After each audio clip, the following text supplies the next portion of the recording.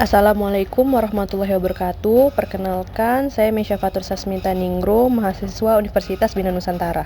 Saya dari jurusan Accounting.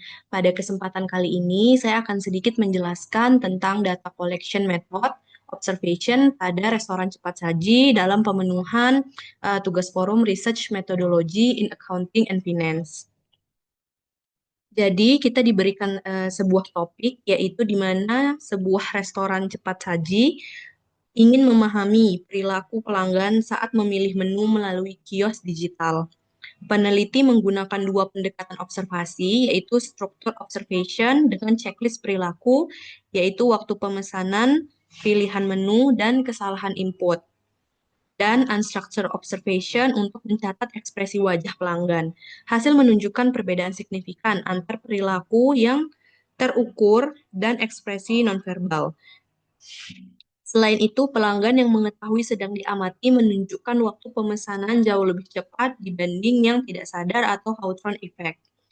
Dari pernyataan ini, itu kita diberikan beberapa pertanyaan yang akan saya jawab satu persatu.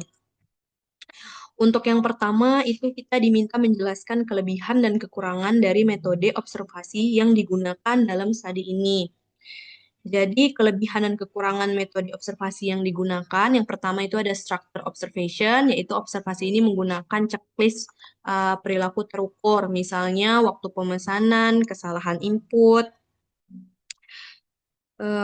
Untuk kelebihannya sendiri itu pertama datanya objektif dan mudah diukur atau dikategorikan. Yang kedua dapat dibandingkan antar responden karena dia diukur secara kuantitatif, cocok untuk analisa statistik. Nah, yang ketiga itu tingkat reliabilitasnya tinggi karena hasil antar peneliti cenderung konsisten. Untuk kekurangannya sendiri, yang pertama tidak menangkap emosi dan motivasi.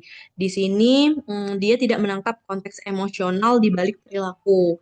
Nah, yang kedua itu ada kurang fleksibel terhadap variasi pelaku. Jadi di sini perilaku kompleks bisa terdeteksi menjadi angka tanpa makna psikologis. Ini membutuhkan instrumen dan pelatihan observers yang lebih baik.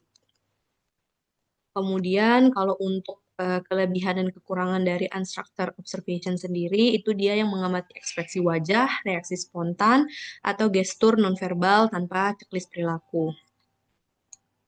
Untuk kelebihannya sendiri, itu dia mengungkap makna dan konteks perilaku, kemudian dia cocok untuk eksplorasi fenomena baru. Jadi untuk kelebihan unstructured observation ini, karena dia memberikan pemahaman mendalam terhadap pengalaman pelanggan. Jadi dia mampu menangkap dinamika perilaku manusia, cocok untuk eksplorasi fenomena baru.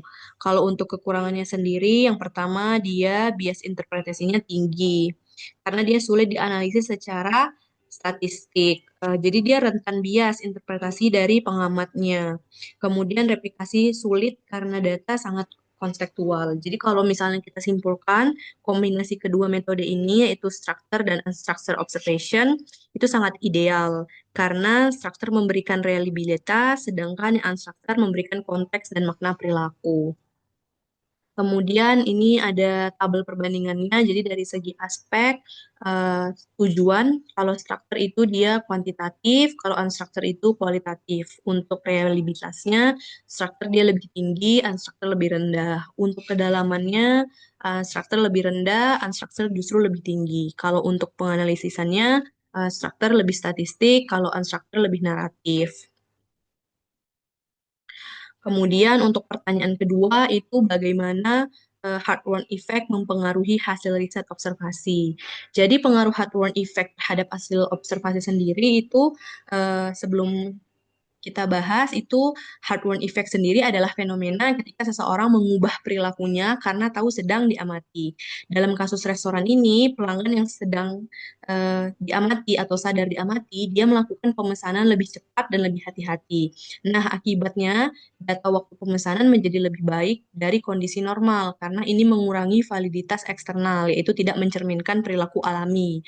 Jadi kalau kita menganalogikan secara sederhana, seperti siswa yang belajar lebih rajin saat diperhatikan gurunya.